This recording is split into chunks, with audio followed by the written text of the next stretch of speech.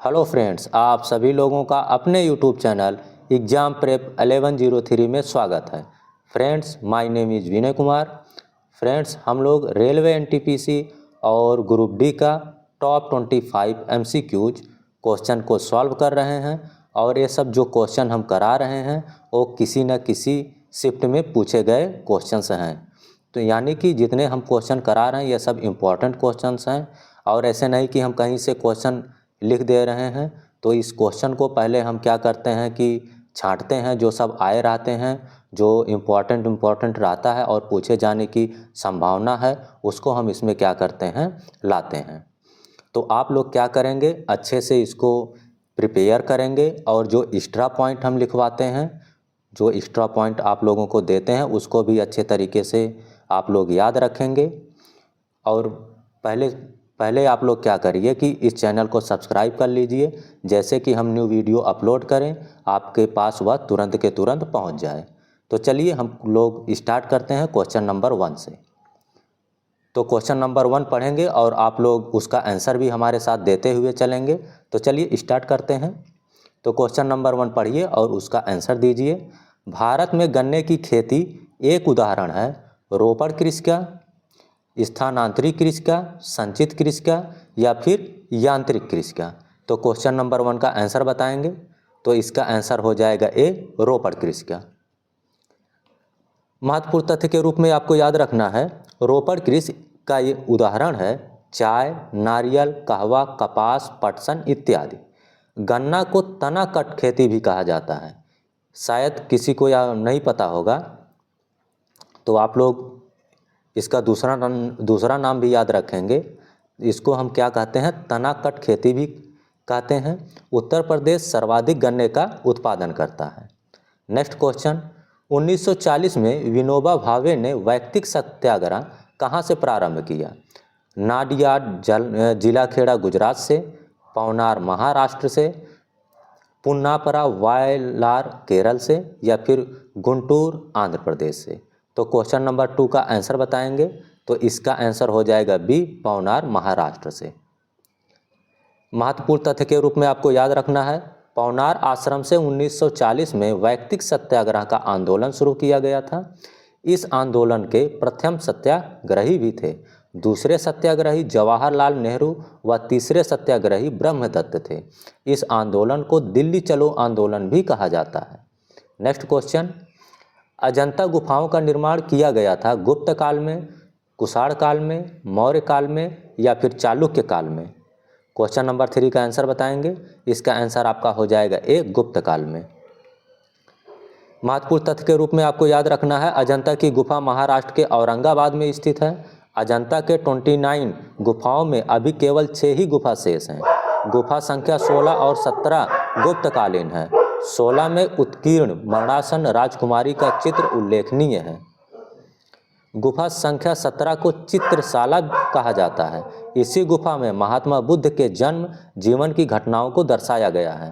अजंता की गुफा महायान शाखा से संबंधित है। नेक्स्ट क्वेश्चन, क्वेश्चन नंबर 4, 20 सितंबर 1932 को महात्मा गांधी ने यरवदा जेल में आमरण अनशन प्रारंभ किया। सत्याग्रहियों के ब्रिटिश दमन के विरुद्ध, गांधी इरविन समझौता भंग के विरुद्ध, रैमजे मैकडोनाल्ड के सांप्रदायिक अवार्ड के विरुद्ध या फिर कलकत्ता में सांप्रदायिक दंगों के विरुद्ध? तो क्वेश्चन नंबर 4 का आंसर बताएंगे।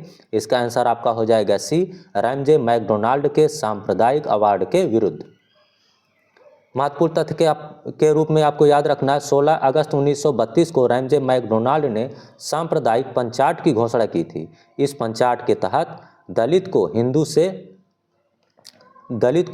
से अलग करके उन्हें अलग से प्रतिनिधित्व देने की बात कही गई। इसी कारण से महात्मा गांधी ने आमरण अनशन शुरू किया था। इस अनशन का अंत पूर्ण समझौता से हुआ। नेक्स्ट क्वेश्चन, भारतीय संविधान का कौन सा अनुच्छेद अस्पृश्यता का उन्मूलन करता है? अनुच्छेद 14, अनुच्छेद 15, अनुच्छेद 16 या फिर अनुच्छेद 17? तो क्वेश्चन नंबर 5 का आंसर आपका हो जाएगा डी, आर्टिकल 17। अनुच्छेद 14 विधि के समक्ष समानता, अनुच्छेद 15 में है लिंग, वंश, धर्म के आधार पर भेदभाव नहीं करने से संबंधित है। अनुच्छेद 16 में लोक नियोजन में नागरिकों को समान अवसर से संबंधित है। नेक्स्ट क्वेश्चन, समुद्र तल से जैसे जैसे ऊंचाई बढ़ती है तापमान घटता जाता है, बढ़ता जाता है, पहले घटता है और पुनः बढ़ता है, कोई प्रभाव नहीं पड़ता है। तो क्वेश्चन नंबर 6 का आंसर आपका हो जाएगा ए, घटता जाता है। महत्वपूर्ण तथ्य के रूप में आपको याद रखना है, सतह के नीचे लगभग 32 मीटर गहराई पर 1 डिग्री सेल्सियस की दर से तापमान बढ़ता है तथा समुद्र तल से ऊंचाई पर जाने के क्रम में तापमान में कमी होती है। नेक्स्ट क्वेश्चन, शब्द अपरकट, हुक और जैब निम्नलिखित में से किस खेल से जुड़े हैं?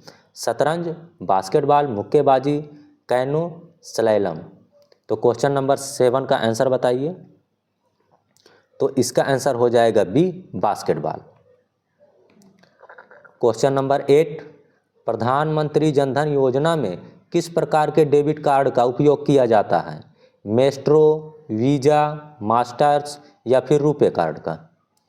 तो क्वेश्चन नंबर 8 का आंसर आपका हो जाएगा D, RuPay. Next question number 9, निम्नलिखित में से कौन सा जानवर पराध्वनि उत्पन्न कर सकता है?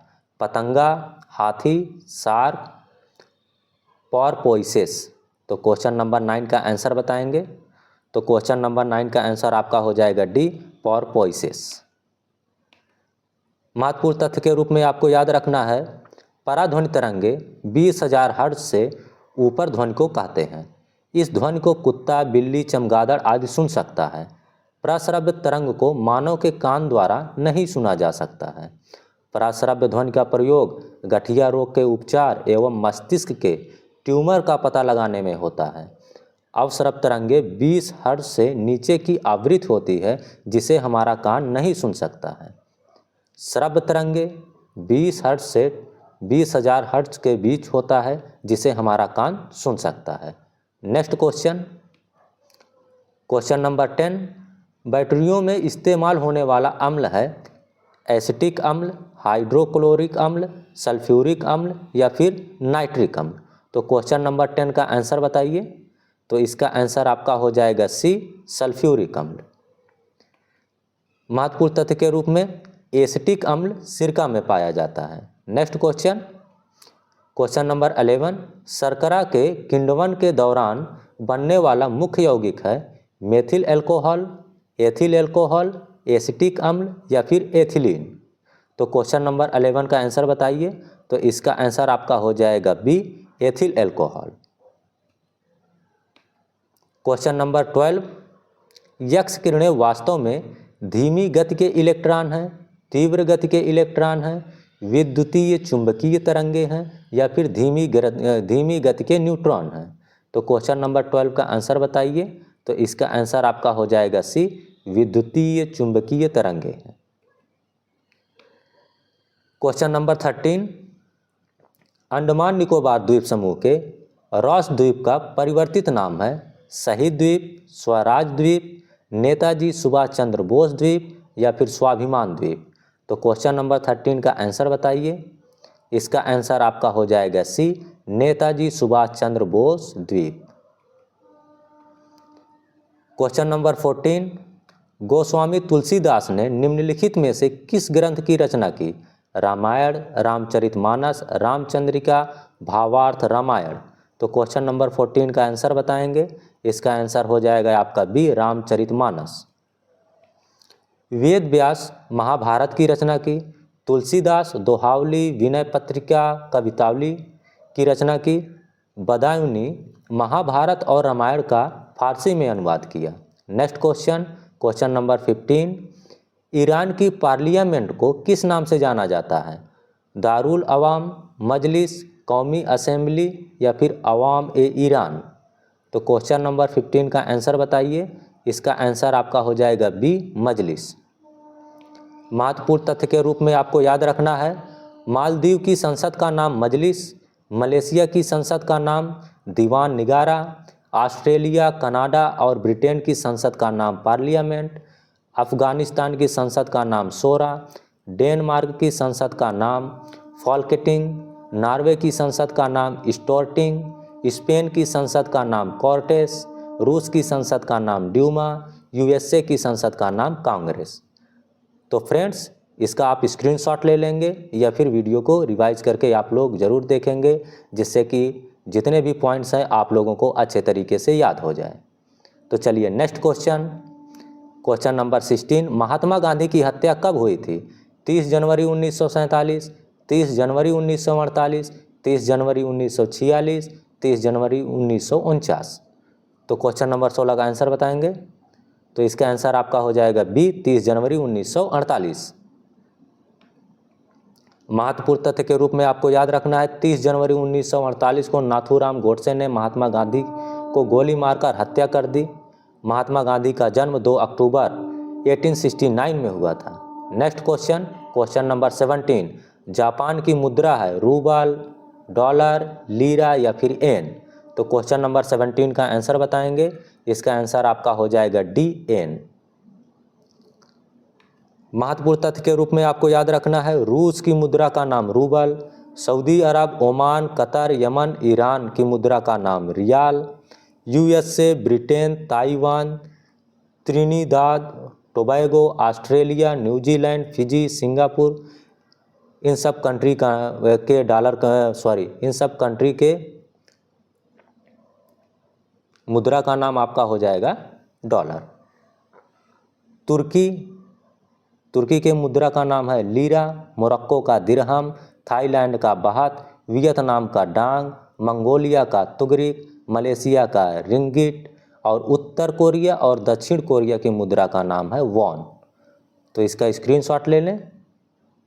और next question, question number 18, revolver का आविष्कार किसने किया?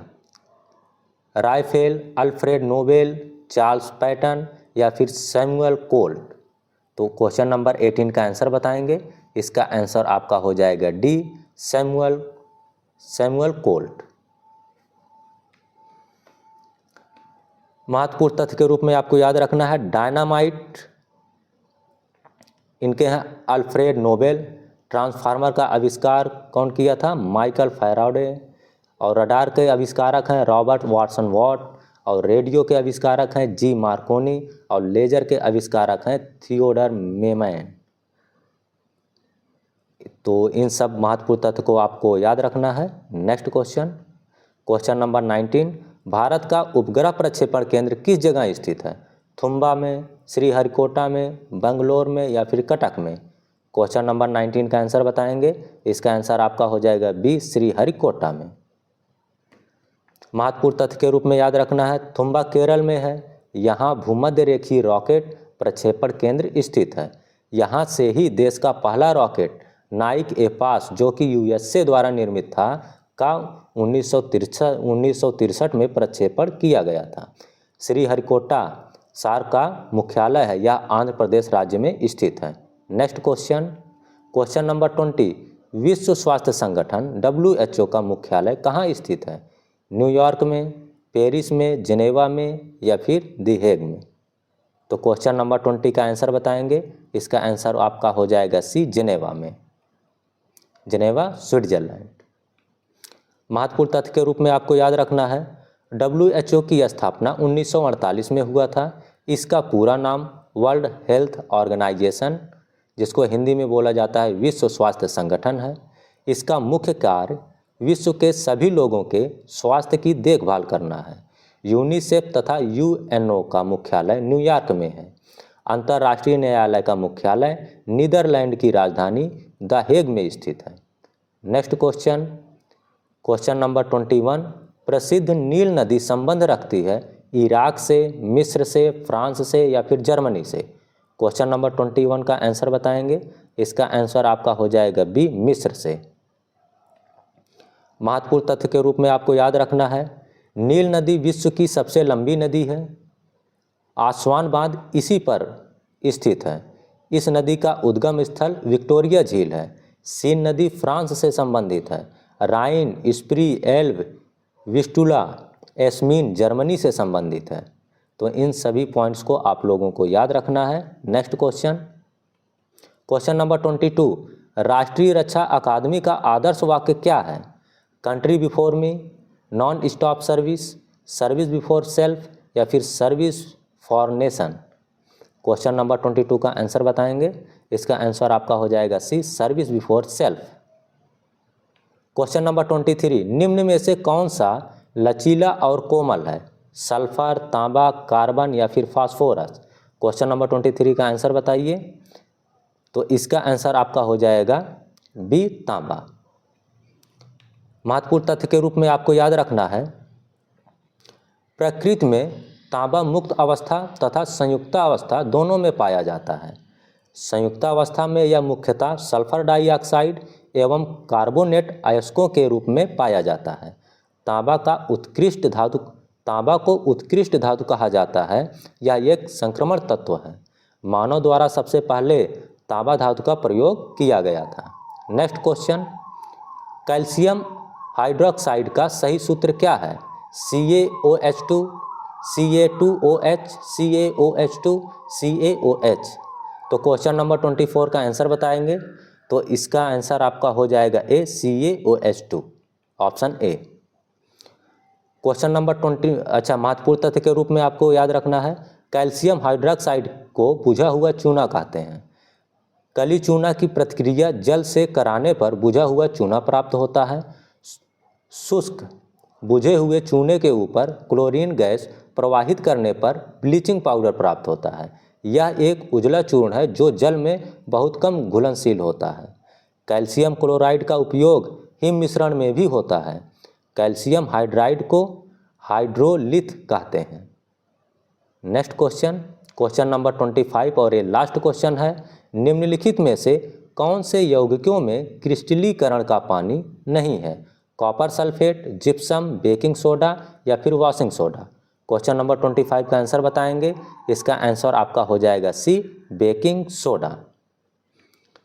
महत्वपूर्ण तथ्य के रूप में आपको याद रखना है, क्रिस्टलीय अवस्था में वॉशिंग सोडा में क्रिस्टसन जल होता है। वॉशिंग सोडा में अपमार्जक का गुण होता है। सोडियम कार्बोनेट को धोने वाला सोडा या फिर वॉशिंग सोडा भी कहा जाता है। वॉशिंग सोडा का जलीय विलयन क्षारीय होता है। ये हम क्वेश्चन आप लोगों को दिए थे इसके पहले वाले प्रैक्टिस सेट में। एक वयस्क मनुष्य में रक्त की औसत मात्रा होती है 3 से 4 लीटर, 4 से 5 लीटर, 5 से 6 लीटर, 6 से 7 लीटर। तो इस क्वेश्चन का आंसर आपका हो जाएगा सी, 5 से 6 लीटर। और तो ये रहा आज का क्वेश्चन। क्वेश्चन क्या है? 5 से 8% एसिटिक एसिड को कहा जाता है एथेनॉल, ग्लासियल एसिटिक एसिड या फिर एस्टर या फिर सिरका। तो इस क्वेश्चन का आंसर आप लोग कमेंट बॉक्स में देंगे। तो फ्रेंड्स, पूरा वीडियो देखने के लिए धन्यवाद। हम लोग मिलेंगे एक नए वीडियो में। तब तक के लिए टेक केयर, बाय बाय।